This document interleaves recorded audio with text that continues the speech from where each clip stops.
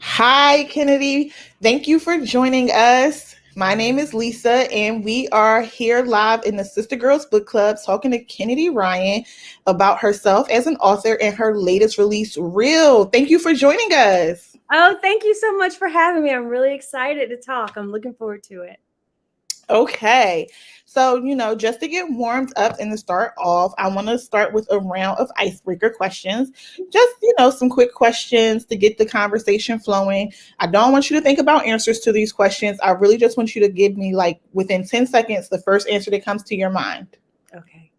Ready? Yeah. You look nervous. You look nervous. What? I'm not. Good, good. I'm not. You know what?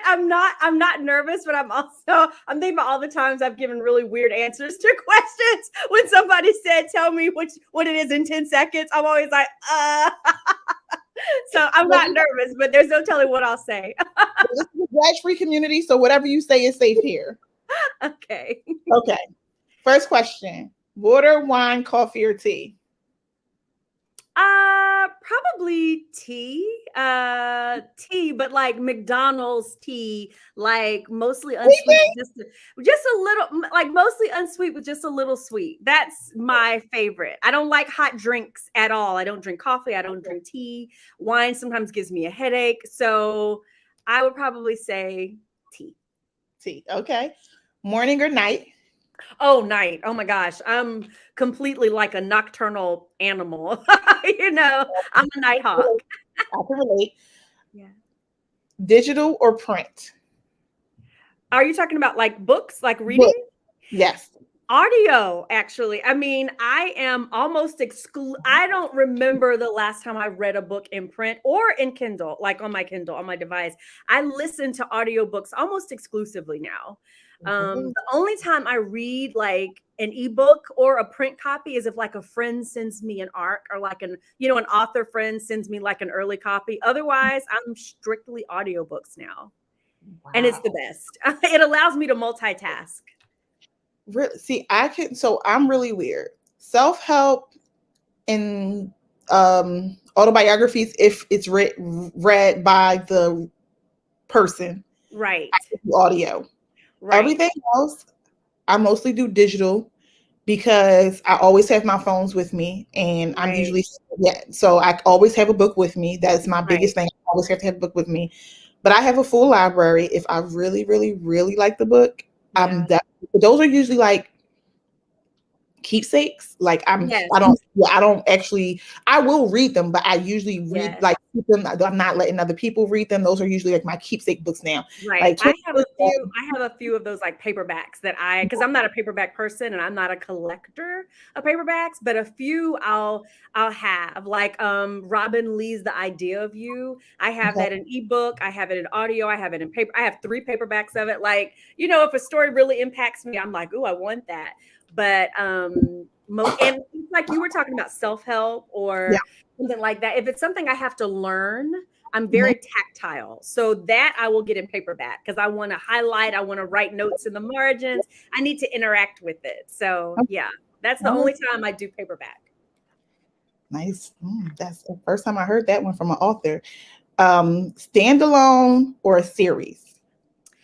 I write a lot in series. Like most of my books are like trilogies, duologies. I don't have very much like standalone. Or if I do have standalones, they are standalones inside of a series, like interconnected. But as a reader, I really like standalones. Like most of my favorite books are standalone, except there's one fantasy series I recently listened to, and it was literally 4 books, and each audiobook was about 16 hours. So that really drew you into this world, and I loved it. But you have to really, hold me. You have to be committed. Oh yeah. And I mean, I was very fortunate that when I found the series, the whole thing was out. Because otherwise I would have been like, so. It's the thing with series. If you don't get it while it's like after it's complete, you're like, when am I getting this next book? Please. Right. Exactly. I'm reading so many books right now. Like I can scream. I'm not even I'm not even putting anybody out there right now, but y'all know who y'all are. I wrote a duology about 1.5 years ago. So there was a cliffhanger, and I hate cliffhangers so much. Like, I hate to be left hanging, but there's something also really compelling if it's done right, that I released them only 3 weeks apart, because I was like, I don't want to torture my readers. And I also, a lot of readers forget. So I release them really close together because I'm super cognizant of that. And when I'm publishing indie, I can do that. I have control of that. Okay, last one. Music or quiet? Oh, I think I love music so much. Probably music, but I'm also okay with quiet. Okay. I'm okay with my own thoughts a lot. I'm never bored. Do you know what I mean? Like, I'm never. I really love that. Like, I have to borrow that expression because people ask me, like, don't you get lonely? My head, no, not. There's so much going on in here. No, I don't. Never. I have to use that the next time somebody asks me that. They were like, don't you get? No, I'm never bored. Like, it's much. It's true. I can't remember the last. It's like the last time I was bored. I can't remember the last time I was bored because I enjoy my own company. Like, I like being alone. Say it again. Say it again. I like being alone. And then I feel like I always have so many things happening up here. I can just go quiet and think in a way that when I'm with my husband or someone else, I can't, because I have to pay attention to them. That sounds bad, but I totally get it. I was raised as the only child, and I tell people all the time, I started reading really young because the people in the books were my friends. And then my imagination just took over at a really young age because my mom it was just always us two. And she was like, you have to entertain. You have to be able to entertain yourself. And people don't understand that. Like, I've always had to entertain myself. So like you said, from reading or just spending all this time alone. Yes, I was the child with imaginary friends because I didn't have, and like, I'm the only person in my family, I think, that's like only one. Yeah. A lot of cousins, but spent a lot of time as a child alone. And now it's like, as an adult, I'm super self-sufficient, and I'm like, I am too. It's funny that you say that about imaginary friends, because some of my earliest memories are like, I have a sibling, I have a sister, a younger sister, and we have a huge, like, extended family. And some of my earliest memories are I've always told stories in my head. I've always had characters that when they were imaginary friends. And I remember all the other kids were out playing kickball in the front yard or backyard or whatever yard. And I was in my grandma's back porch with a mop. And the mop was my heroine. And I was, talking through her and telling stories with this mop on. And she still teases me about that till now. But I'm like, that was really a precursor for my preferences. Everybody was like, why aren't you out there playing kickball? And I'm like, why would I play kickball? I have this whole like world I'm making on the porch that's much cooler. So, I'm still like that as an adult. So I get it. People are like, what do you like to do? Like, when I go on vacation, I'm like, a good book. Like, I am not adventurous, but I like being pretty places and I like cultural things. But after I'm not parasailing, I'm not going deep water, none of that. A good book in the beach. Like, what people are like, what does your ideal good night look like? A good bottle of wine, a good book, candles lit, a playlist on my couch, that is like heavenly. That's what they took to me. Like, I don't, and people are always like, I'm like, I know I'm boring. And like, I recognize that. I do recognize that. I'm like, when my husband and I go on vacation together, he's always like, we need to take people with us because your idea of a vacation is having a book by the pool. And his idea of a vacation is not that I don't want to do the adventures. I can't think of what they're called right now. Not escapades. I can't think of what they're called. But when you go ashore, if you're on a cruise ship and all of those things, and he wants to do like it's like the wire and what'd you say? Yes, he wants to do the zip line and he wants to ride, then he wants to do, and I'm like, dude, like, I really just want to read this book. He's always like, we got to bring people with us because I have no interest in lounging by the pool reading a book. And that's pretty much all I want to do on vacation. So man, that's all I want to do every day. If I could find like a good book to read every day, that excites me. People like that excites me. But this conversation kind of segues us into our main questions Okay. How do you feel after our icebreakers? You feel like you I feel broken. I'm all broken right. wide open. I feel Hey, warm. I feel warm. what? That's the point of the icebreakers. It's just to get you talking about things that you don't have to think. You just can say Right. what it is because they're really easy questions, but it warms you up and lets you, start to think. Right. All right. So you kind of segued into our first question when you talked about as a child you had this imagination. But if you were not an author, what do you think your profession would be? I think if I was not an author, I'd probably be doing what I was doing before I became an author. Okay. I was running a foundation. I started and was running a foundation for families who have kids with autism or young Oh, adults with okay. autism. And I ran that for 13 years. Wow. My son has autism and he was diagnosed when he was 2. I started the organization when he was 4 and I ran it till he was like 17, and he's 20 now. And so by then my career was underway and I was like, okay, something's got to give because things kind of Oh, took off sorry. in a way I didn't anticipate. And I just couldn't give it as much attention as I did before. But I was running that foundation. And even now, I'm not running the foundation anymore, but I still have like a charitable initiative called Live for Autism that Uh-huh. we do every year. That's an auction to raise money for families who have children with autism. So I still do that. And then I was ghostwriting. I was doing, my degree is in public relations and journalism. Oh, wow. So I was, freelance writing. I was writing for Chicken Soup for the Soul, writing around special needs parenting, autism advocacy, that was writing. I was doing that. And so You were already writing, just not authoring. right. I was already writing, but it wasn't fiction. Okay. It was, like I said, a lot around autism, special needs parenting, interviews. Like I was doing a lot of freelancing, doing interviews for magazines and That's things like that. amazing. So that's probably what I would still be doing if I hadn't started writing romance. Oh, that's amazing. And I love Chicken Noodle when I was in high school. Like that was one of my favorite things to read when I was Yes, amazing. they have an autism. Each one has like kind of different things. And Chicken Noodle Soup, there's like an autism edition, and that's the one I wrote for. Was the I have autism? to check that out. I actually have a friend with a child who was diagnosed autistic, and I think I would like to gift that to her. So thank you for bringing that up. Right, absolutely. And you mentioned earlier also that you really love to read or listen to Right. books. I don't know. Do you still consider that reading? Is that still? Oh yeah. Yeah. Oh Okay. yeah. So, Yeah, what is your absolutely. preferred genre when you do have time to read? It's so funny because I write contemporary romance, but I really don't read very much contemporary romance. I do read, like my top read of the year is contemporary romance, ironically, so far. But I read a lot of historical and a lot of fantasy. I've been Mm, reading a lot of fantasy lately. And I think part of that is because it's so different than what I do. Do you know what I mean? It's like, and when I'm writing, like I'm writing now, it's very rare for me to be writing contemporary romance and reading contemporary romance.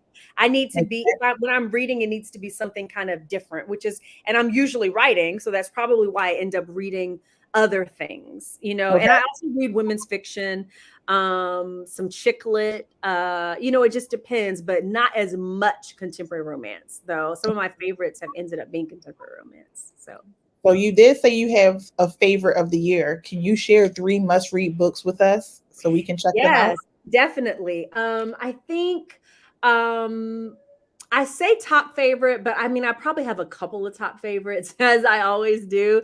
But the one that I've been forcing down people's throat the most is 7 Days in June by Tia Williams, which is just fantastic. And I listened to it on audio. So, and it was just fantastic. It was one of the best books I've read actually in a really long time. Um, Really? and Tia and I have become friends, so I fangirl all over her.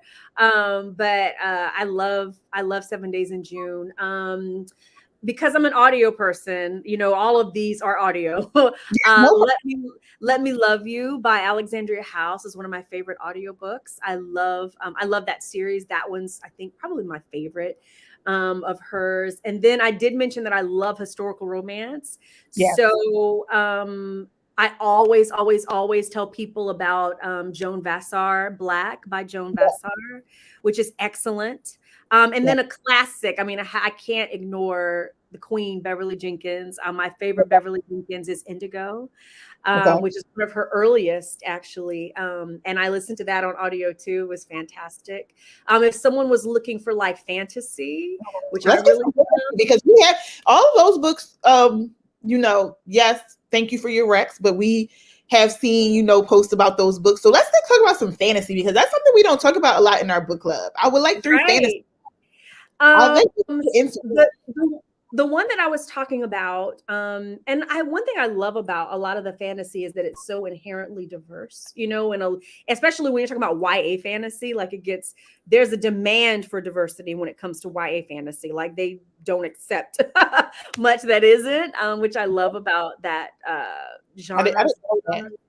Oh yeah, a lot. And so the one that I was talking about earlier, which is 4 books, 16 hours. I'm not sure her name. The author's name is Sabah Tahir, and I'm not sure what nationality she is, but all of the fan art and a lot of I think it's she may be Middle Eastern. I'm not positive because I haven't looked at it, but I know that I've seen her and I know she's a brown girl and she's beautiful and she's an excellent writer. But it's 4 books and it's Ember in the Ashes. And so that's 4 books, and each book, I mean, again, audio, it's like 16 hours, but Ember in the Ashes is one that I loved this year. And it released earlier, but I found it this year. So that's one. And then another one is, oh gosh, I cannot remember the name of it. I'll remember the name of it by the time we're done because it's great. It's great. And I know that she's a Muslim writer and she is excellent. So I definitely want to make sure that I get the title right. I'll find it before we're done. I'll find the title and I'll give it to you guys because I can see it in my head, but I just can't put the title together right now. Okay, we got some time. We got some time. We got a lot more questions. Okay, and I can plug it into my Google machine. That you told us what you like to read. Right. Can you tell us how is your writing style and what do you like to write? I write. I think if I was being succinct about it, I would call it romantic women's fiction. And I put all those together because I do write romance, but I think it really kind of pushes the boundaries and it veers into women's fiction a lot. But I don't think that it's pure. I know it's not purely women's fiction because it's definitely romance. There's a happily ever after. They're very steamy. It's not closed door sex. It's the door's wide open. And it's very spicy. So, but there are a lot of elements of women's fiction that are present in my work. And so I've even had some people say, is this really romance? Like it feels like women's fiction, but then when they're reading it, they're like, oh, but look at all this sex. And there's a happily ever after. So, I mean, I guess we have to call it romance. So I call it romantic women's fiction, but often I will say like with a conscience, like usually there's something that I'm really digging into and that's happening in the real world that I'm very excited about shining light on. So that makes sense. Mm-hmm. And as far as genres are concerned, you're kind of meshing 2 genres together to create what you like to write. Do you feel like genres limit authors or do they help authors kind of to make what they write make sense? I think genres are most helpful to readers, because it helps them know what they're getting as a product. It's disconcerting and there's a big debate right now about what is romance. And when I say that, meaning a lot of people are like, well, Nicholas Sparks writes these stories and they die at the end, but it's romance. And I'm like, well, no, because and this is not me making up a definition, by definition of the genre of romance, it ends happily, it ends with a happily ever after. So if you don't if one of the main characters dies, they're probably not living happily ever after. So that could be a love story, but not a romance. Wow. And so I think that sometimes when we call something a romance that veers from that, doesn't have a happily ever after, pure romance readers get upset about that. Okay. So I think that genre helps the reader know what they're getting, and it's Mhm. predictive in that way. And I think that we as authors, I know authors who write across several different genres, some subgenres, some of them take the same name across all of those, and some of them will do a variation of their name for paranormal, and another variation for their name for pure romance, or some will use a completely different pen name to distinguish the work from, their pure romance or whatever. I think that for me, those are the only things I promise in my books. The only guarantee is that there will be what defines a romance, which is a central love unit. And I say a central love unit because that used to be defined a long, long time ago as a man and a woman. Obviously, now that's a man and a man, a woman and a woman, a man and a woman, a man, a woman, and a man. A I don't man. think all of the limits have been taken off Right. of what a relationship looks like, because that Exactly. was, it's Right. like, A whoa. woman and a monster. For a while, the number one book on Amazon was an alien romance by Ruby Dixon. So it's I like, did not know that. Never heard of that. oh Because yeah. There's a whole subgenre that has now exploded because of TikTok called monster romance. And that's where the love interest is a dragon or, a monster or no, because I wouldn't read that, but I did watch that one movie. It was the movie of the year that one year. What was the I name? know exactly the sound, not the sound of silence, but I know exactly what you're talking about. What was Yes. the name of that movie? I can't think. I'm gonna have to think But of it was it. a good movie. Right. It was a good movie, and she was like in love with the sea creature. Right. She fell in love with the sea creature. Right. I don't think I could read that. Now I watched it. But you know what? It's not my subgenre of choice, but this is what I will say. A lot of people think that. And then when they read it, when it's well done, they're like, wait a minute. Because that's why. That's exactly what I was going to say. Try Ruby Dixon. Anything that's written well, a chance. Mm-hmm. And I'm nosy, right? So I'm going to finish it. Even if I don't like it, I'm going to finish it because I am so nosy. I need to see how this progresses. That's just who I am. You know what? If you're gonna do, Ruby Dixon at one point, she writes alien romance. She had the number one book on Amazon, but not only did she have the number one book on Amazon, she had like 6 books in the top 50. All of them were alien romances. Seriously. Like on TikTok has blown alien romance all throughout the water. So somebody said The Shape of Water. Thank you. Yes, The Shape of Water. That was it. That was such a good movie. Yeah. So alien romance is huge now. I don't do book talk.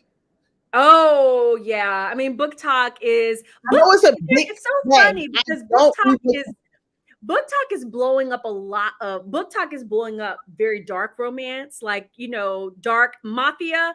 Dark romance, those are really the biggest, aside from like the TikTok darlings, which is like Colleen Hoover and Emily Henry and people like that. Maybe I should do book talk because that's how I feel about urban romance. Right. It's how they feel about dark romance. And I feel like urban gets like this really horrible rap. And I feel very passionately about it. I'm not going to go on a tangent today, guys. I promise. I just have to say that while we're on. So maybe I should do some book talk and you definitely should. Classics, like talking about my bookshelf. I have all the classics on my bookshelf and just going back to the classics and talking about why I love the classics. And I was going to start a TikTok, and that would be like. Really I am on TikTok. I'm not like super. I post. I'm right now like posting maybe once a day. Oh, did you? That's so awesome. I'm glad about that because I'm not on book talk a lot. I'm just kind of getting into it because it's so explosive now for a lot of authors. It's kind of like you have to kind of be on book talk, or there are some people who have blown up from book talk and aren't really active on book talk, but that is just something special about that book. Captures the imagination of a few key influencers and they start talking about it, then everybody starts talking about it. So but this is the thing I will say is that book talk, like the way it's blown up right now, is not very diverse. And so we need more Black book talkers. All right, y'all, should I do it? Should I do it? You should definitely do it. Get on TikTok and search. I'm on TikTok. I'm gonna get when we're done. I'm getting on book talk. Okay, but when you get on book talk, search #Black Book Talk. if you search hashtag Black Book Talk, that will that's like its own kind of corner of book They talk hyping where me. a lot of Black creators who are passionate about books are championing our books and championing books written by Black women and just championing books that are, you know, centering our community. And it's just not happening enough like on book talk. So okay, so maybe I need to pick that up, because it's like I'm not really big. I'm on book talk. I mean, I'm not on book talk. I'm on TikTok more so for lifestyle and like hacks and stuff.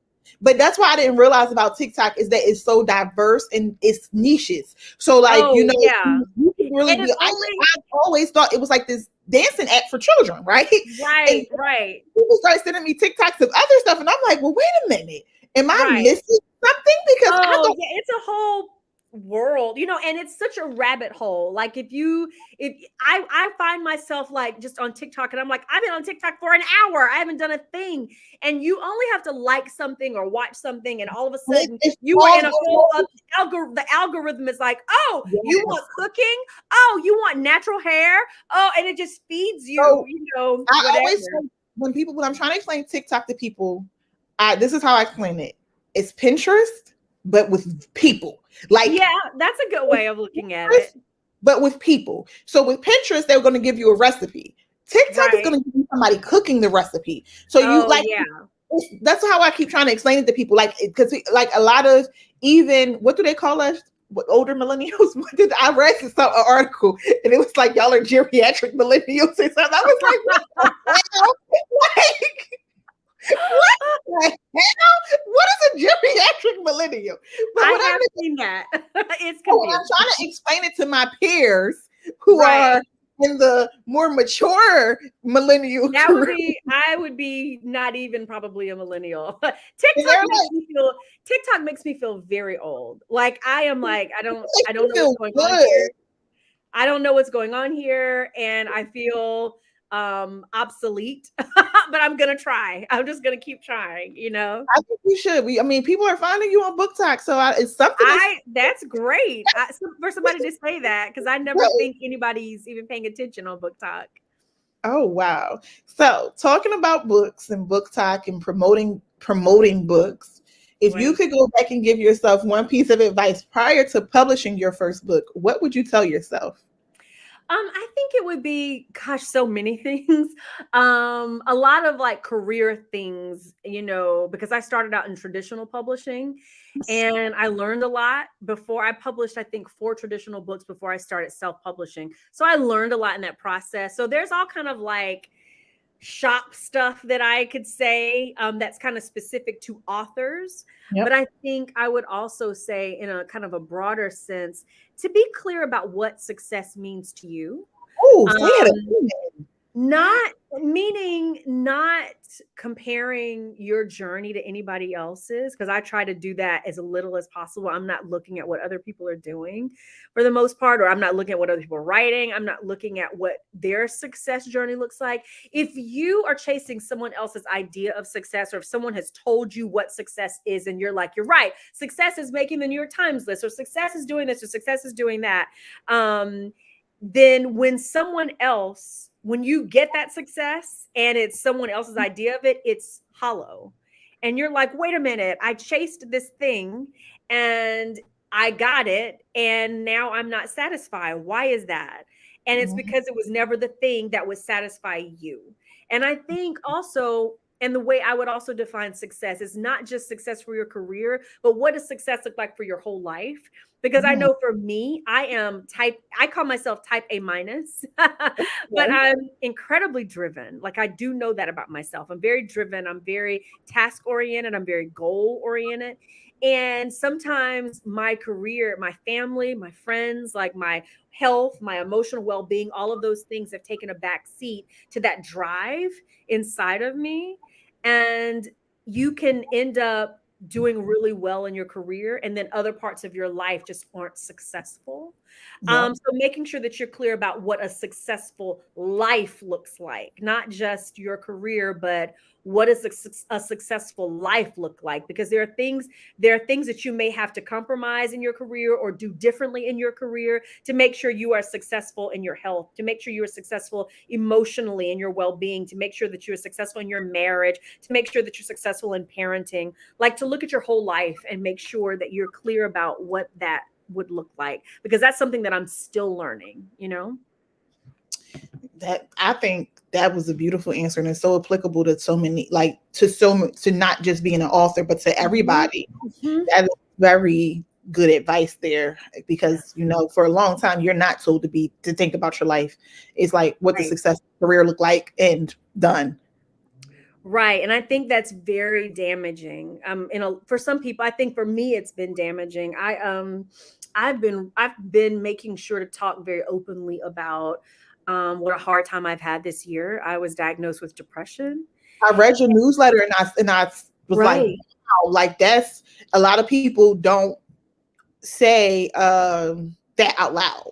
Right. And I That's think not that's why I've something been people very don't. careful to say it out loud, is because we should destigmatize those conversations. We should destigmatize those diagnoses. Like that should be something that we're talking about openly as we feel comfortable. And I think for me, the reason I started talking about it is because there were things my readers wanted from me that I could not give them, that they kept asking for.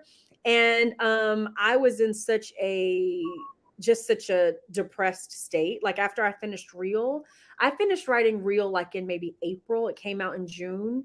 And it was my second book that I wrote in the pandemic. Like I mentioned, I'm a special needs mom. And so there's something also, the pandemic has been really hard on everybody, but really kind of like exacerbated for a lot of special needs families. And mine definitely. And then there's something called Caregiver Syndrome for people who are like long-term caregivers, because my son, I will be his caregiver for the rest of his life, Yeah. So even if he's not living with us, I will be responsible for him. And right now am responsible for him. And it can be a lot. And over time, it can be a lot. Even though it's an absolute privilege, and there aren't a lot of safe spaces to talk about that kind of thing. Yeah. And so I had not been in therapy in years, and this year I got back into therapy. And after I finished Real, I just had this sense of foreboding, like, I don't know when I can do this again. Right. I don't know when I'll be able to write again. And I went 5 months without writing. And I needed to write, and there were things that my readers were expecting from me and asking for me that I was not able to give them. And so for me, instead of just like giving half answers and half truths, I saw it as a chance to be very honest with them and say, hey, I'm not giving you this thing that you want from me because I literally cannot right now. Like I I don't am wrestling with depression. And it was very liberating for me, because some of them were like, oh, so I'm going to stop asking you for this stuff because I understand where you are. You're not even writing. But also I think it opened the door for a lot of people to message me, to email me, to say, I'm dealing with depression. I have dealt with depression all my life. It really opened a conversation that made me glad that I, was open about it, Well, somebody who is a mental health advocate who deals with depression and anxiety, I commend you. That was very brave of you. I appreciate you. Something that we've done here for Sistah Girls Book Club is to highlight books that help with Black women specifically who cope Right. learning how to cope with depression, because oftentimes as Black women we do not get the opportunity to say we're depressed because we have superwoman syndrome, or Right. whatever the case may be. We're taught that this is not something that we are to be open about. Everything is supposed to be in the house, kept in the house. And I think for somebody like you, especially after the success of a book like Real, to be able to come forward and say, but this is still real life. And that Right. is something, and we've heard a lot of big names lately talk about, that was a whole Right. big thing this summer with Naomi Osaka, And and Simone. with Simone Biles, and Right. them being at the what looks like appears to Right. be Right. the height of their careers, being able to pause and say, "Hey, world, I am not okay," and Right. that varies. You know how that looks from each person, but Absolutely. the importance of being able to say that and to feel safe enough to say that to your community when they're coming for this supposed one thing, which is Right. books and entertainment, and to be able to say, "Hey guys, I really want to give you this, Right. but my, I'm not working at that capacity right now. I'm really just trying to get back to me." And I Right. think that was really beautiful. So thank you for sharing that. And what's been amazing is because I've said it in several places, because you can't reach everybody in one place. I've said it in my newsletter. I've said it in my book group. I have a reader group. I've said it on Instagram. I've said it in all kinds of places. I'm like, I just need people to know kind of where I am. And what I love is now somebody will occasionally in my reader group say, well, where's that real bonus epilogue that you're supposed to send us? Like, we need da. I haven't seen this. And one of my other readers will go, hey, you may have missed this, but Kennedy has been da. And, we're just giving her space. Just, they I really love the advocacy. I I love the love advocacy it. I because love it. And I'm just like, that's you guys are the beautiful. best. You guys are the best. And then, So, that it creates such a deeper connection and yes, community. So when you yes, are ready, you know that right, the support is not just about this one thing. I think that's right, really right. great. And I think that is one of the beautiful parts about, we always talk about the nagging parts of readers having so much access to authors now, but I think that is one of the beautiful parts of it. Like, that you Right. do build not just a readership, but an actual community of people that you get to Yeah. know. Because I'm someone who really enjoys that aspect of my career. I have a great reader group. I'm in there every day, and I love reader signings. I'm a hugger. Before the pandemic, I was a hugger. When we would go to signings, I would stay I would sometimes be the last one there, still with people in line, still because I take so long. I hug people, I talk to them, we cry, they tell me how this book impacted them. I enjoy connecting with readers. That's And so beautiful. it just felt natural for me to be very honest about, what I was going through. I'm still kind of negotiating. I'm just started writing my next book, with my publisher. I missed two deadlines, and I was just like, I don't know what to tell you except that I just can't do this right now.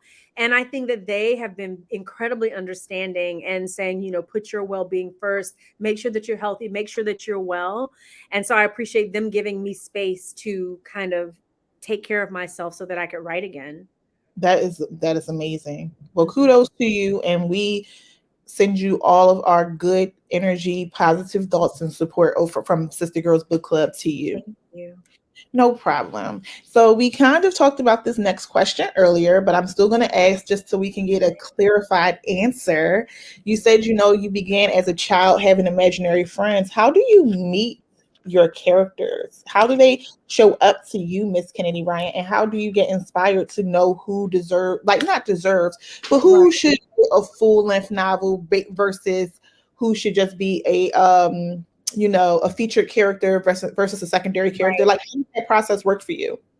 I write long books, right? So I never think about I am in awe of people who like write novellas, because I'm like, I don't know how my books are 120,000 words, like 450 pages every book. So I'm like, how do you write a novella? So I never come to something thinking, okay, I'm going to write a novella, but I have a few novellas from secondary characters Mhm. who show up in books. So a few of those are like that, but most of the time, and it varies, I will meet an issue or something that I'm passionate about, sometimes before the character themselves. And I think a good example of that is a story that I wrote, the duology that I was talking about, which is All the King's Men. Queen Move is the third book in that series, but the first two books focus on a heroine named Lennox, and she's Yavapai Apache. And I was watching, I don't know if people remember kind of the DAPL protest, the pipeline protest. Yes. I saw that on television, and I saw these amazing people like chained to bulldozers and trees and protecting their land that they had been told would be safe, and there were pipelines being laid there and their water was being threatened. And it's something about it just sparked my imagination. And before I knew it, I was like, a pipeline protest is a great place for a meet cute, So that's kind of how my mind works. And before I knew it, I had this whole like story of this Native woman and her, experience, and starting from when she was very young. And the story spans maybe 15, almost 20 years, so she came from that moment. And Um, then just manifest itself into this whole right. story. Yes, it's something. It like with a book, like I wrote a book called Long Shot, and with that one, it was seeing Ray. It deals in a very real way with domestic abuse, and I had seen the Ray Rice footage. When he had his fiance in the elevator, and he knocked her unconscious and drowned her. People in elevators, y'all need to stay the hell out of elevators. Stay out. There are cameras in there, people. There are cameras in elevators. What's going on with y'all? Stay out of the elevators, y'all. Stay out of the elevators. You can't be in the closet and you can't be in the elevator. That's two places you're not allowed to go as a Black person. Right. So they gonna write books about y'all. Yeah. So, and I mean, when I saw what happened, really what inspired me to, and that's what I kind of mean is the heroine is Iris. I didn't think, oh, Iris. I thought about this issue, and I thought about the way we as a culture were dealing with her. And she was so secondary. Like, we weren't concerned about her trauma. We were concerned about him getting kicked off the football team. Is that going to happen? Right. We were concerned about what, and then there was a lot of assumptions. Well, she must be there for the money. And I mean, we had a very reductive conversation about a woman's trauma and about how it was playing out in real time in front of everyone without any autonomy, any control over any agency. She had no agency in this cultural conversation where she was the center. Wow. And I started thinking about that and really wanting to dig into the story of a survivor. And that's how and it really came because I sat down and I tried to write. It took me 2 years to write that book. And I sat down and I realized I can't write this heroine because I'm judging her. I'm like, wow. why would you stay? Like, I can't write this story from her perspective because I don't understand a woman who does this. And so it really sent me on, and it's my journalism background. I probably interviewed 15, 20 survivors. I interviewed social workers. I interviewed people who worked at domestic abuse shelters. And really that book it was this epic love story. Yes, not with the abuser. But it really became more about patriarchal bias in our systems. And it really became, because she has a daughter, it became about how our system esteems paternal right over a woman's safety, and how sometimes the way our legal system honors paternal right actually. So I have a theory about this, when it comes to Black culture. So I have a theory about this when it comes to Black culture. So my theory is that our value is, well, not just Black culture, but more so American culture. Right. Actually, this might be all cultures, but your inherent value is always based upon a man. And I talked to my friends about it, and I actually talked to my brothers and my cousins about it, because I always talk to them about dating, about how we're taught to date in our culture. Yeah. We're not really taught to date. We're just taught to have a certain level of what we deserve, but it's not based on who we are as women. It's based on who they are as men. You know better. You know better. Like, I remember my cousins always telling me, as a teenager, you know better. Don't bring home nobody that doesn't do this, this, and this. Because right. And I'm like, how do I know? Like, how? And it was always based on, I knew better because of how they treated me. But you're not romantically involved with me. That's a very different, intimate relationship. So you think that I deserve to be treated better based inherently off of who I am to you. But that makes no sense. Right. And I mean, why can't a man just want to treat me right because he should treat me right? Not because I have cousins Right. that don't treat me. My cousins and brothers go beat you up if you don't treat me right. Because Right. what?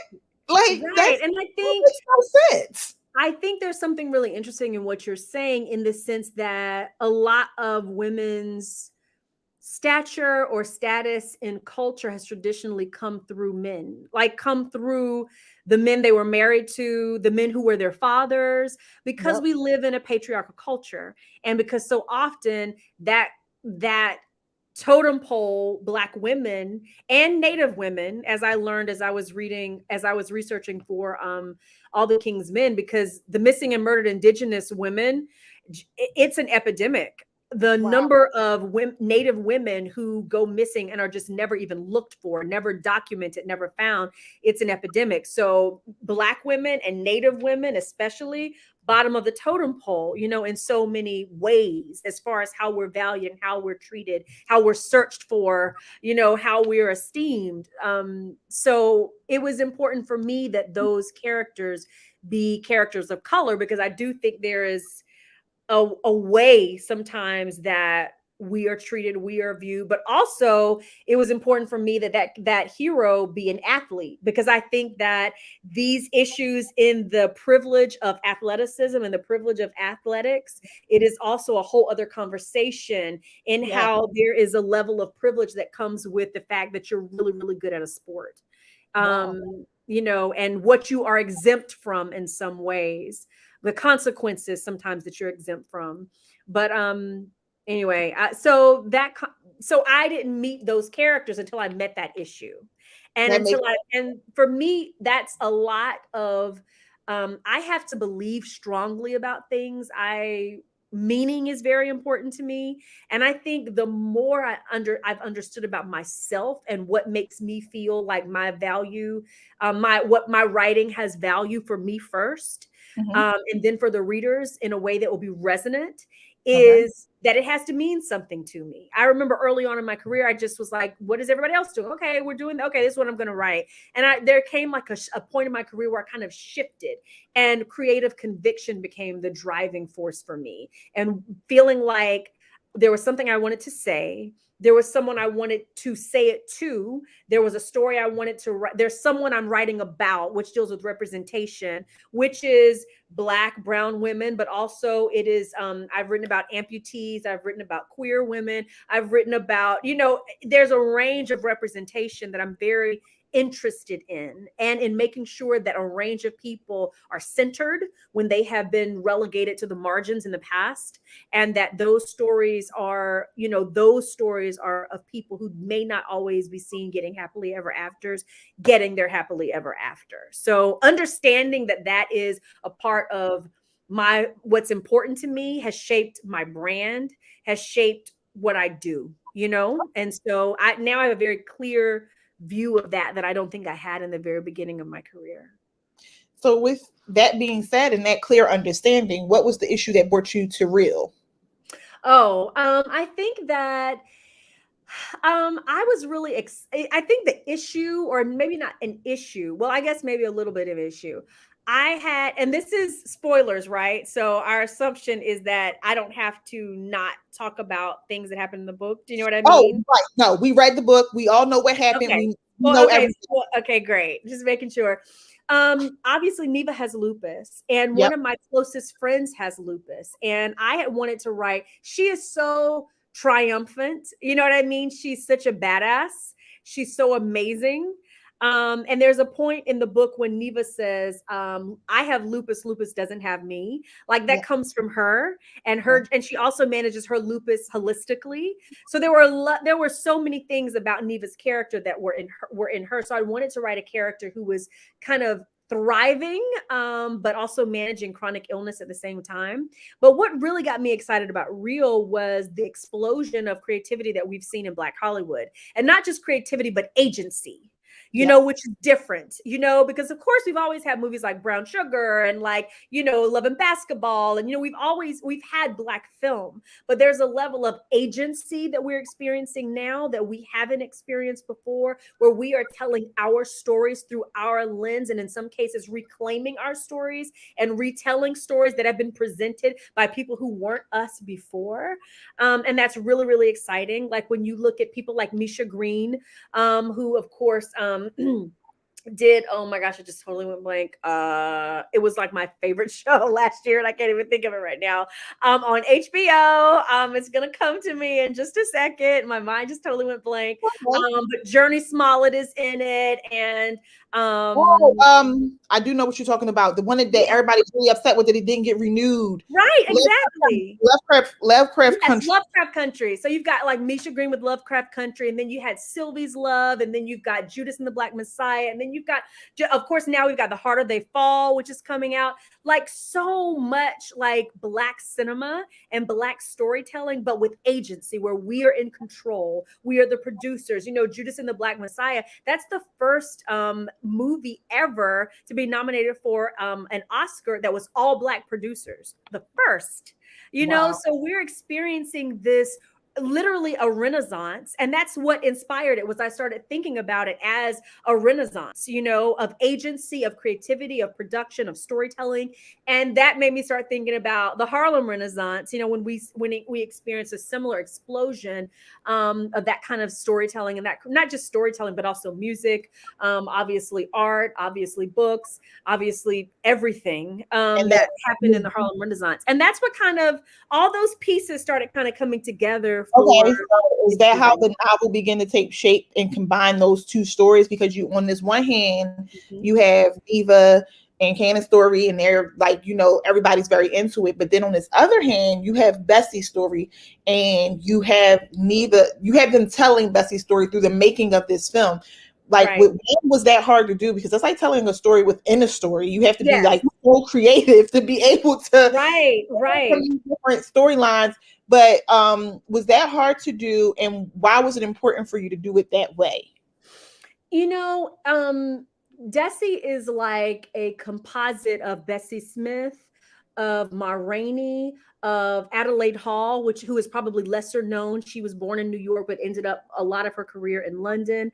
Of you know, she was just this composite of all these different amazing Black female entertainers. And I read, there's a book I read by Angela Davis called, I think, Black Feminism and the Blues, that focused on Billie Holiday, Ma Rainey, and Bessie Smith.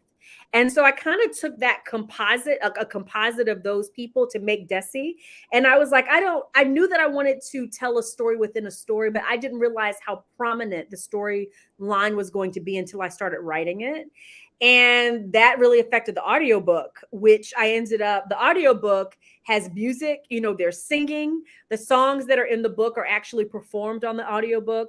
At first, I just had two narrators. If you are an audiobook person at all, then you know Jacoby Dean probably, and he is just amazing. Jacoby Dean, of course, was the male narrator, and then Ebony Flowers was the female narrator. And I was going to have Ebony cover Desi's parts. But as I started writing, Desi's part became so distinct. I knew I would have to get a third narrator, because I knew, and if you have the paperback, Desi's chapters are actually written as screenplay, like the same font that you would see for a screenplay, in the same format.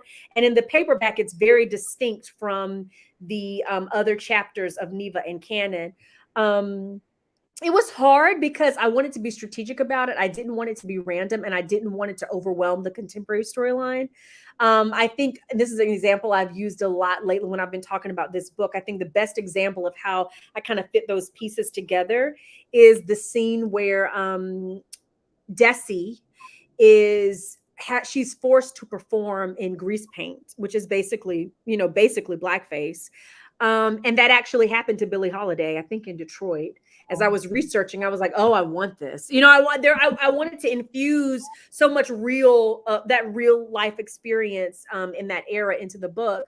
And then in the next scene, it's Neva, who just did that scene, having an emotional response to having to step into that trauma, and then Canon, of course, bringing therapists and counselors on set because of the trauma that they're having to step into. Like all of those pieces were I had to line them up so that storyline is always pushing the contemporary storyline forward, and it's never just like there. And also the development of Desi, there's something about the way Desi's story unfolds that syncs with things that Neva needs to learn for herself and experience for herself, coordinating those things, so that there was some harmony between the contemporary storyline and the historical storyline.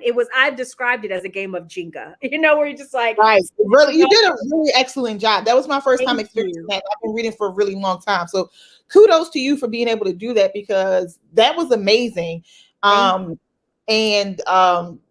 you for real, with almost 800 5-star reviews, a billboard in Times Square, were you prepared for the reception that this book had received? I think that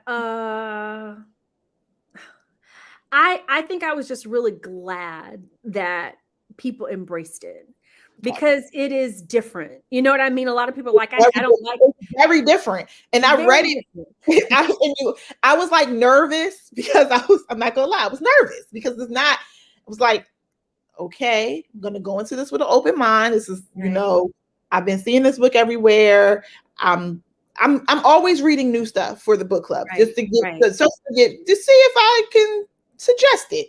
Right. Like, okay. And I remember texting Shireen, I was like, yo, this book is really, really good. Like, I didn't think it was going to be good, but I'm like, yo, I really, really could get into this. And she's like, can you get into it for enough for it to be a book club pick? And I was like, I actually think people will read it. I love that you said, I actually think so. They don't always read the books. They don't always read the books I pick, Kennedy. Ain't no shade.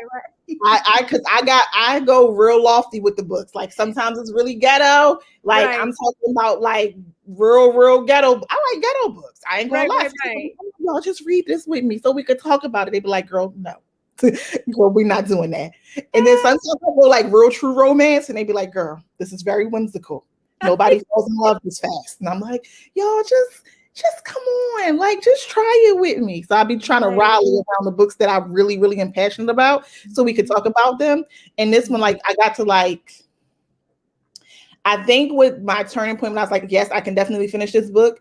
Well, I was gonna finish it regardless, but where I was like, I can discuss this book was when Canon invited himself to dinner and paid for the whole meal. I was like, oh, he got some stuff with him. What's going on with him? You don't just go to somebody dinner, pay for the whole meal, and act all stoic sitting there like you too good to talk to us. Right. And I was like, and that's pretty early in the book. Like that's the first night they meet, I think. Yeah, it is. But I was like, okay, I like men, like what's up with him?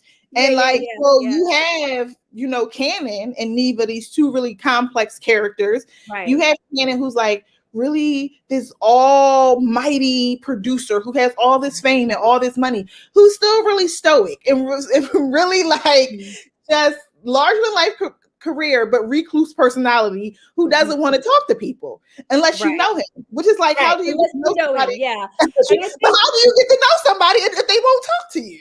Right. And I think that I think it unfolds as the book unfolds that he has his friend group. He has this group of people he trusts. And I think probably with a lot of people who find fame early or fast or in an unexpected way, they get wary, they get burnt by trusting people. And I think that Canon has, he has Monk, who he's worked with for a long time. He has Verity, who he knows, as a, great writer. He has Evan, who is his production partner. Like he works with the same people all the time, and they become like his family, and he trusts them. And so there are people, but strangers, I think it's kind of a no new friends kind of thing. Like, I'm going to Okay. be wary about who I allow into my circle because I've been burnt before. And I know that, people, I think there's a definite level of cynicism with him. When he's talking about part of the reason he doesn't engage with actors and actresses is because they're always looking for roles, and I can never know if they just want to talk to me because of me or because, they're jockeying to get a role and I don't want to deal with it. So I think he does disconnect a lot, especially that first scene. And so I think it's funny because Monk is like, I didn't even know that you were paying attention to her. And he's like, oh yeah, she's my Jessie Blue. He's like, oh, I Right. didn't even know you were And then paying you have attention. Right. Neva with her own kind of sort of trust issues. And, Right. she has this very genuine, warm personality, but she's not very open and forthcoming about her experiences either. Mhm. And so, see, so what those characters, what did you feel that they were bring to each other? And why was it important for it to play out the way that it did? I think that I knew from the prologue sets up a lot for these characters. Like the prologue, of course, is the conflict between Neva and her family. It sets up the conflict between her and her sister, which chases them for another decade or so. And so that's a big part of what shapes her, over the course of the next few years as she's building her career. And I wanted you to meet Canon's mom. Part of the reason I wanted readers to meet Canon's mom right up front is to see how he was with her and to see who she was and how she raised him. So that even when you meet him and he's stoic, you have that as a frame of reference. That he That can be warm and caring and and considerate. and also an artist, that he was raised by an artist. And because one thing that Canon is obsessive. He's obsessive about his art. He's a perfectionist. And I knew that there was going to be a conflict at some point. His mother says it, that one day I want you to find someone or something that's more important to you than your art. And that kind of sets up the collision course of how obsessive he is about his art, and when that kind of conflicts with what might be best for Neva, and also realizing that he has found someone and something that means more to him than storytelling, than filmmaking. And then we as readers, knowing how obsessive he is, knowing what a perfectionist he is, knowing how his art is the most important thing to him, seeing him esteem her above that. That's a journey that we begin in the prologue. And they find something in each other that they admire and that they trust, and that they love, and I felt like these two characters, and it is a grumpy sunshine kind of trope, where she is like baking cookies for the whole cast, and she's kind of a little Pollyanna, at a lot of things, and he's just this kind of jaded cynic. And when you put them together, he has this line, I think, like when they first kiss, about how and it's so unlike him, and he kind of is laughing at himself because he's like, I want to savor this because I recognize that it's special, that we will never have another first kiss. We'll never have another first date, and I want to savor that. And he's kind of shaken by it because he is so cynical that he's feeling this way. Yeah.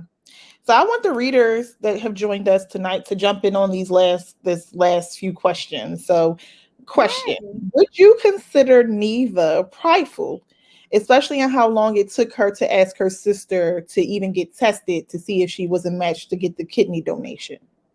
I didn't write that from a point of pride. Mm-hmm. I think that, someone else could interpret that way for sure if they chose to.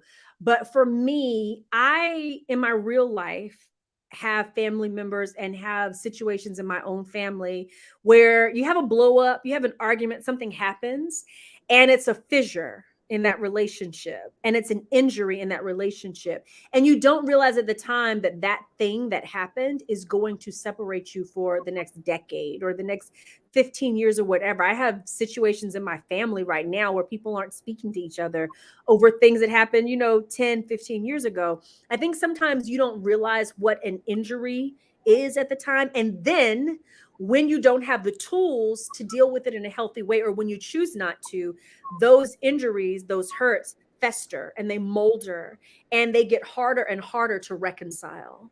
And I think that's what happens with Neva and her sister. And I think that for her, it's also, I don't have a relationship with you.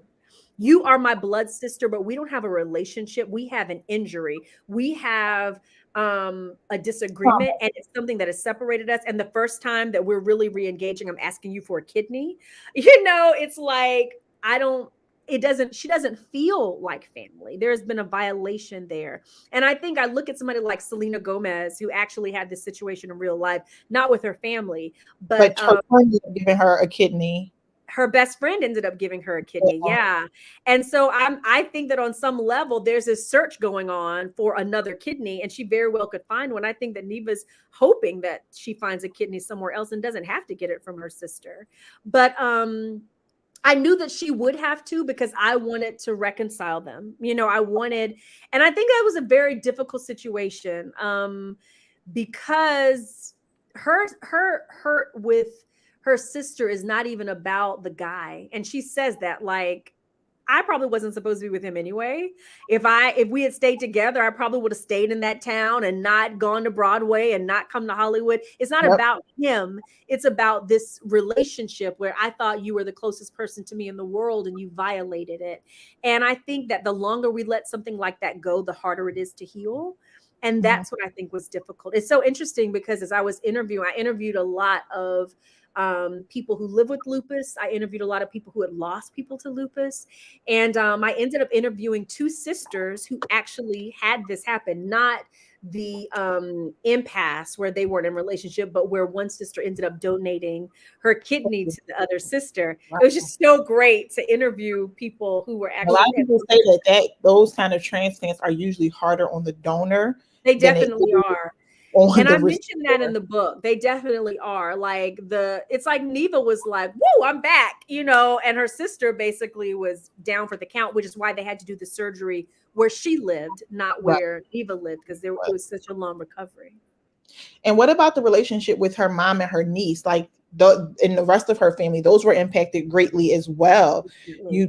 So it's that just more so was, this is how this typically plays out. Somebody cuts them off from themselves, off from the family to kind of, because it was so interesting, I think, to me, to see the duality in Neva, how she interacted with people she considered close friends and the family created for herself versus when she came home and how she treats her mom and her niece. And it's like, wow, it's like, are you two different people, or are you really just this group? Yeah, I didn't see it as her treating them I think I saw a lot of her feeling estranged from her family and not having that relationship, and the awkwardness of going back home, because they're home, they live there. People are used to seeing them together. People know them as a couple because they get married, and people know that's their baby, their daughter. And I think there's an awkwardness in coming home to that, where everyone knows what happened and it's awkward. And I think that she found a family. She created family with people like, Takira, with people she worked with. I think she created that family. And I think that she was hoping a lot of times that her mom could come to her, because it was such a difficult situation. It was such an awkward situation to come home and to be in the midst of what everybody knows was, infidelity that resulted in a child. And I think she feels the strain of, and she talks about feeling the strain of not knowing her niece, wanting to know her niece, but at the same time being estranged from her mom and from her dad. So I think what the response I get more from readers is anger at her mother and anger at Terry. Those are the responses I've heard from readers more than. And I always got the opposite. And just to play that's just who I am as a person, honey. This is actually the first time anyone has asked me that. Most people ask me, why didn't Terry, a lot of people ask me, why did she even reconcile with Terry? Like I've done like maybe 4 book clubs about this over the last few weeks, and everyone is like, I didn't want her to reconcile with Terry. I want her to find that kidney somewhere else. I wanted to push Terry off a cliff, so I think it's really. I bet you this question more memorable though. See, this one more memorable now though, because you asked the opposite about 5 times. See, I had to come with the smoke. No, I like it. one thing my family tell me is you look at everything from every perspective. I do, because somebody Right. always has to be the bigger person. And I Right. think this is who I am. Like, I'm always like, even when I'm the person who, I am usually the person who's going to extend the olive branch, because Right. somebody always has to be the bigger person. And I think I Right. don't want to get to experience, I've experienced what you're talking about with Yeah. something that's happened in a book where you do experience this thing. And it's like, I have recognized, how long are you going to hold on to this pain? Right. Right. Like, how long? Don't let the hurt kill you. Like, if you're going to like Right. be hurt, I'm not saying what she did was wrong, wasn't Right. wrong, but you now cut yourself off from all your family.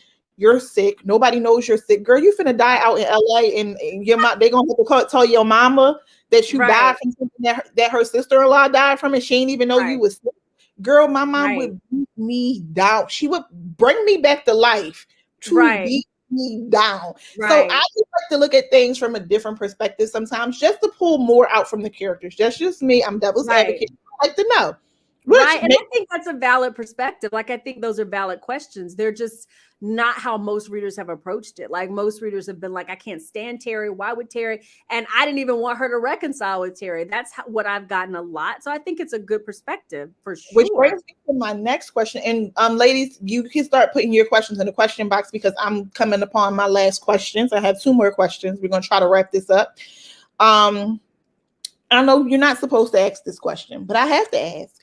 How do you feel Neva's illness changed her relationship with Canon, and how he felt about her? Do you feel like it deepened his romantic desire and pursuit of her, because now he kind of gets to take on that caregiver role again? He jumped right into it.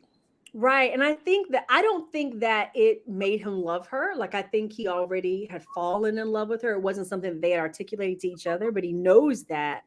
And I think the reader sees them falling in love pretty clearly over the course of the novel before they realize that she's so sick.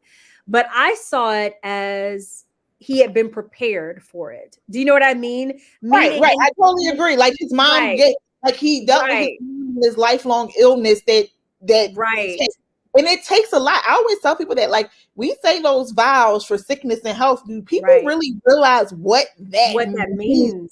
And they didn't have vows, and I Right. think that was one of the things that was really hard for Neva was we're just starting, and I think there were moments I didn't want her to go full on like guilt, like you probably shouldn't be with me. She didn't go fully there, but I don't think it would have been natural for it not to occur to her.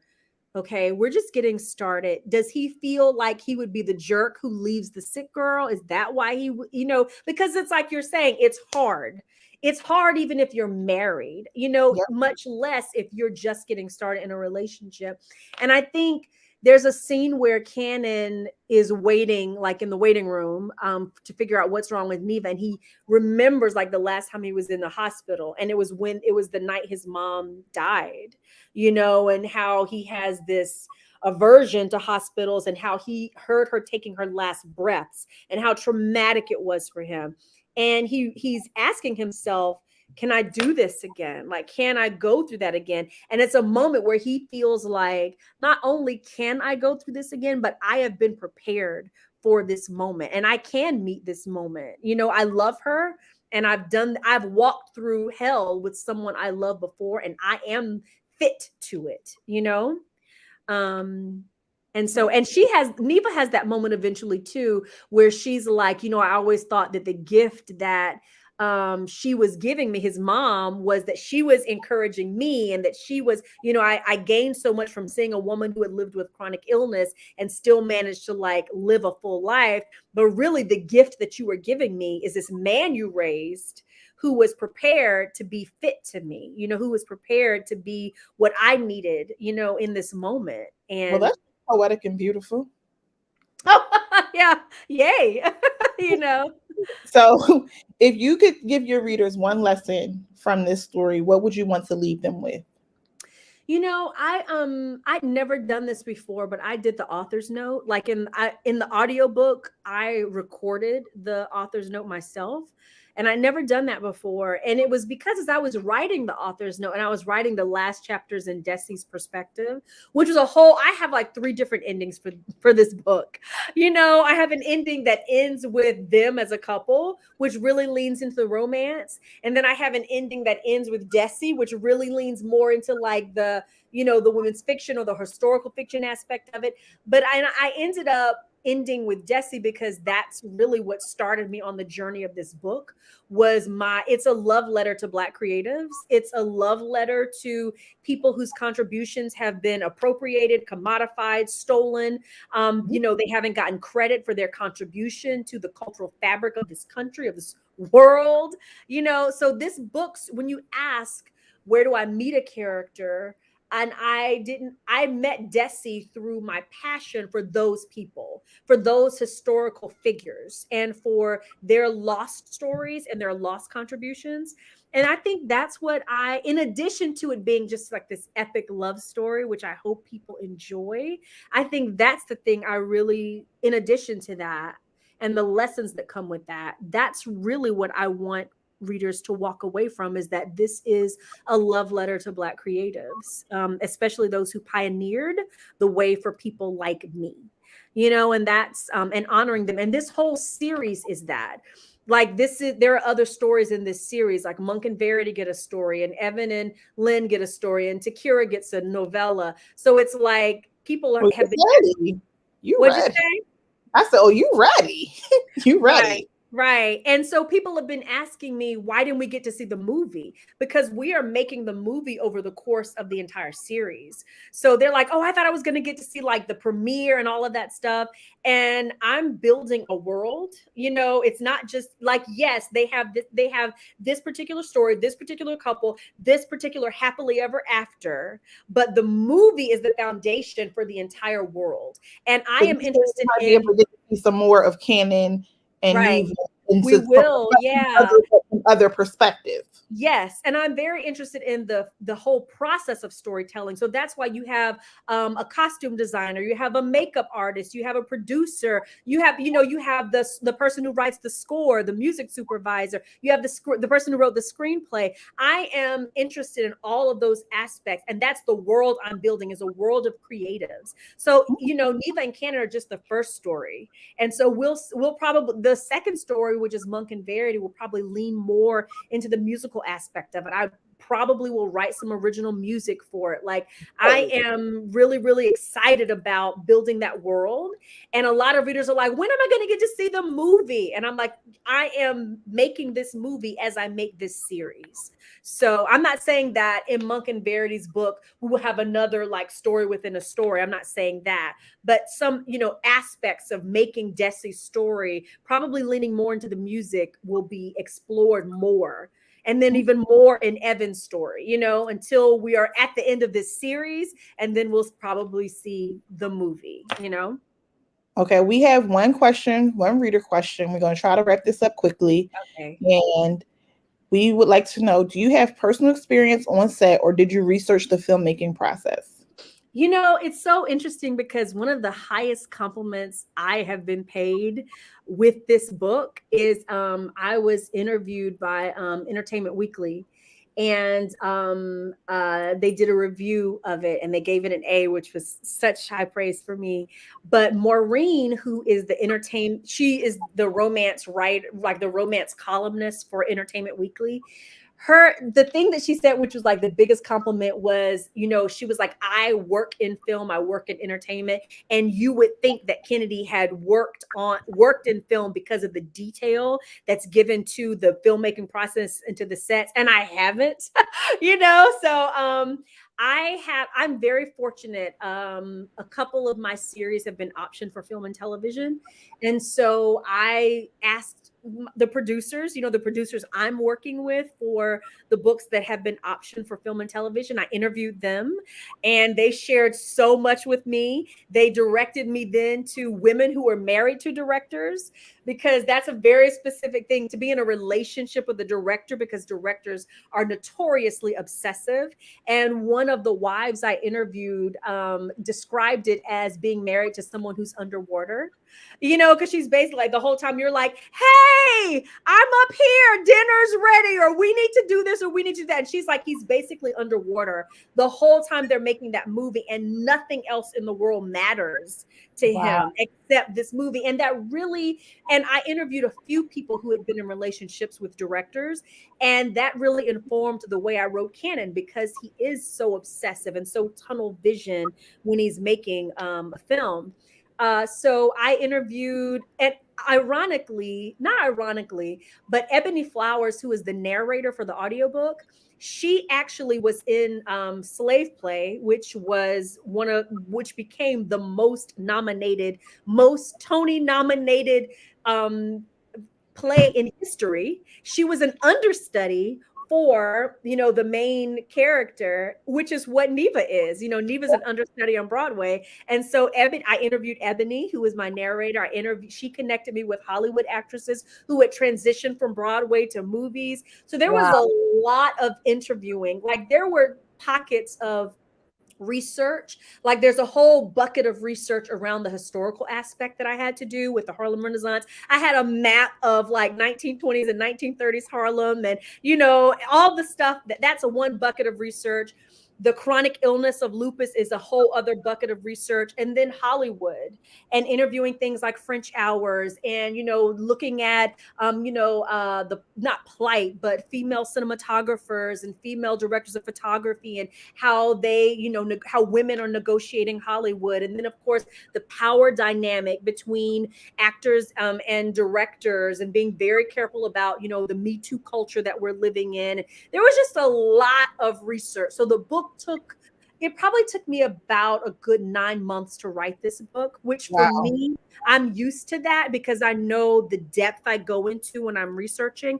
And if I try to write a book, it's probably just the journalist in me. If I try to write a book without thoroughly understanding all of that, I just kind of stall. And until I have all those questions answered, I can't really write. So if I write 2 books in a year, I'm feeling good about my life. I don't get to write. I have friends who crank out 4 and 5 books a year. That will never be me. I usually get to write maybe 1 full-length novel and a novella or something like that. That's about the limit of my production, because of how involved the process is for me. And I've made peace with it. I used to try, like, oh my gosh, I need to like crank out more books. My friends are cranking out 3 and 4 books. And I just, it's one of the things I've made peace with, So. And to wrap this up, what's next for Kennedy Ryan? What can we expect next? You said you started writing some projects, and yes, there is a series. Well, next year, Takira's book. Takira is, of course, Neva's best friend. Her novella is coming out in May, and so I'll be working on that. I mentioned that I started in traditional publishing, then went indie, and I'm actually going back to traditional publishing. Well, I'm a hybrid author, so I'll do both. I'll continue self-publishing the Hollywood Renaissance series, but I am doing a book that's trad. And I make that distinction because I'm writing it now, but it won't release until the end of next year because trad is so slow. But it's a series called Skyland, and the couple is, and I've talked about this before, I don't think I'm spoiling anything. It's a divorced couple. And it's here in Atlanta, because I rep the A. I love living in Atlanta.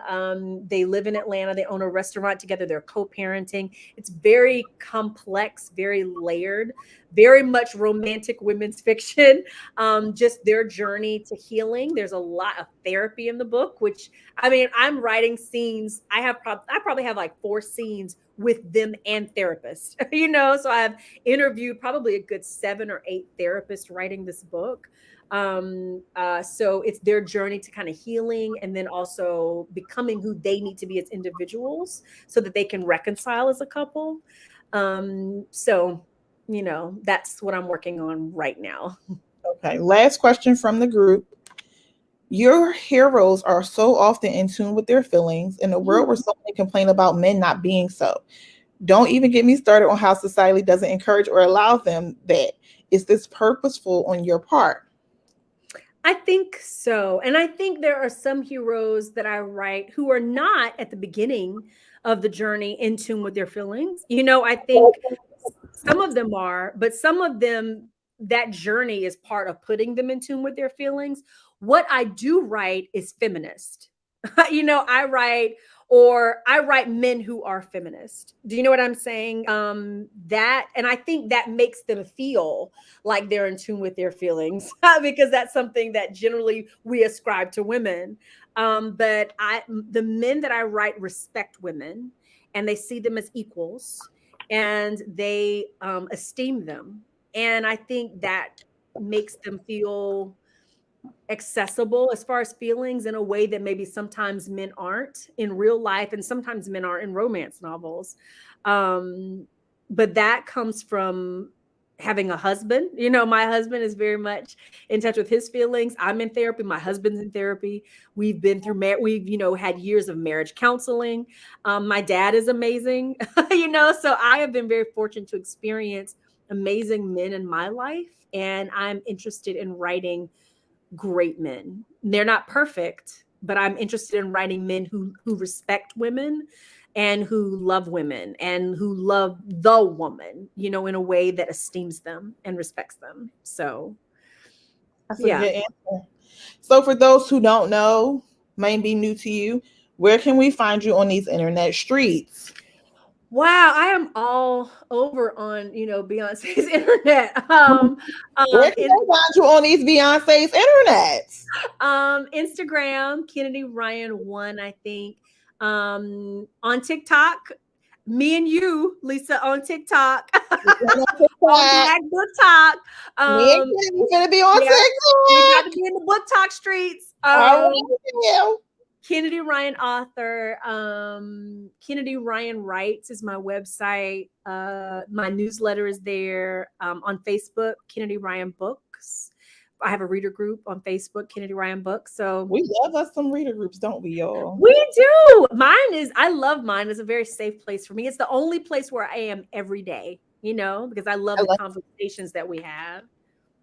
So, all right, that's a wrap for me. Kennedy, thank you so much for joining us, for spending time with us, for allowing us to indulge in your never boring brain.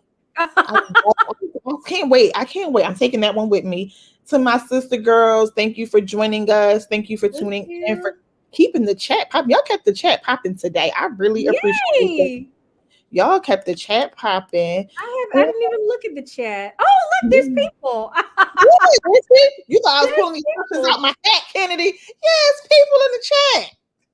I didn't even look at that. And now I'm reading the comments. It's good that I didn't know because I would have been distracted the whole time. Like, oh yeah, absolutely. I would have been reading. It's okay. I tried to pull out the most comments that you needed to respond to, but you can go back and look at them.